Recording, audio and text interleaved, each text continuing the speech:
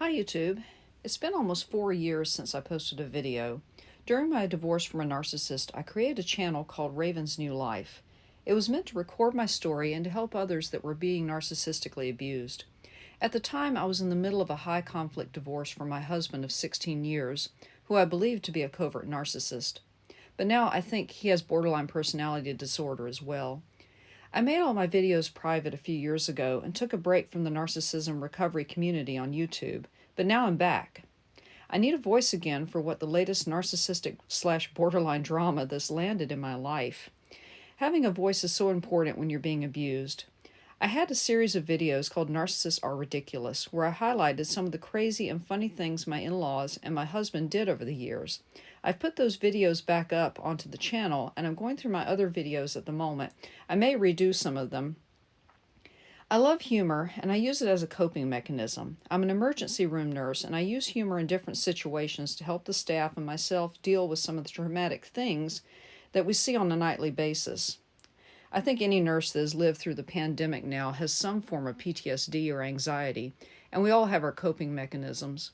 At the time I started my channel, I showed my face on my videos, and I may go back one day to filming myself, but this format allows me to showcase some of my artwork and also write out my content.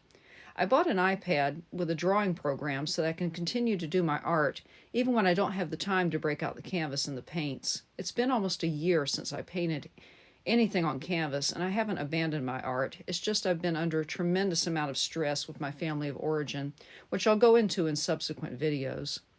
Sometimes the worst abuse is subtle, and you don't even see it until someone points it out. Because of narcissistic abuse over the years in my childhood and then 16 years of marriage, I have trouble expressing myself at times, especially in video format. I tend to stutter and lose my train of thought. My stutter has gotten worse over the past few years, so I'm going to try this format at least for a while, until I can get back into making live videos. Art has always been an escape for me and a good coping mechanism. For now, I need to start making videos again because I need a voice. Having a voice and a platform to tell your story when you've been abused or the family scapegoat is extremely important to healing. I didn't have a voice at the time I was leaving my husband and going through the divorce, and since that time I've had a lot of soul searching and learned so much about narcissistic abuse, including my family of origin, and why I fell for a narcissist to start with. I didn't know a lot about narcissism or narcissistic family roles when I started my channel 7 years ago. I never realized I was raised as the family scapegoat and that my brother, who's the golden child, was toxic. I failed to see that my family of origin was toxic at times and that my mother especially uses manipulation and guilt to control others' behavior, including my own. When I was going through abuse and the divorce, I had blinders on. I also didn't see how toxic my brother was becoming, especially towards my kids. He lives at home and never left home. He's what some YouTubers refer to as a son husband, which I'll go into more depth in later videos. I currently live beside my parents and my brother for financial reasons. I started looking for a house 4 years ago when I made my channel private, but I stopped looking for a house because I thought the drama between my brother and my family had died down. Yeah, right. He had started dating someone, and when they got engaged, I assumed they would move away, or at least move out of my parents' house. His wife turned out to be even more toxic than him. I believe she is a histrionic borderline and has targeted me and my children.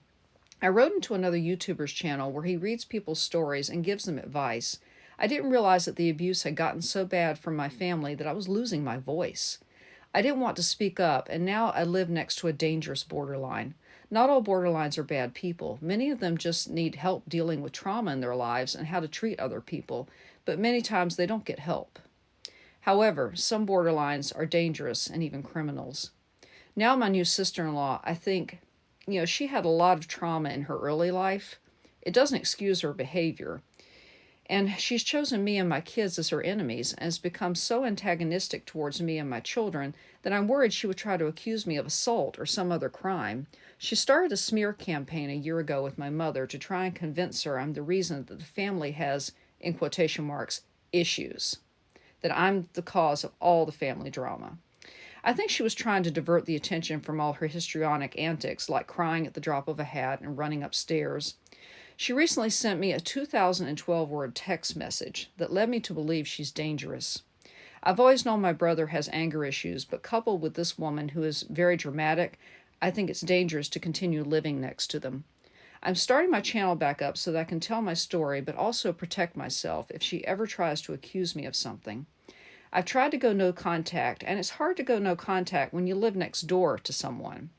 My kids and I are in the process of moving out of the house we've lived in for 8 years now to get away from this woman and my toxic brother. I've spent thousands of dollars to build a new house that will be our forever home and away from the toxic stew in this place. So I hope you'll join me in this journey to a new life as I change the name of my channel to Raven's Life Takes Flight, and as I work towards a new life and a toxic-free life. Take care.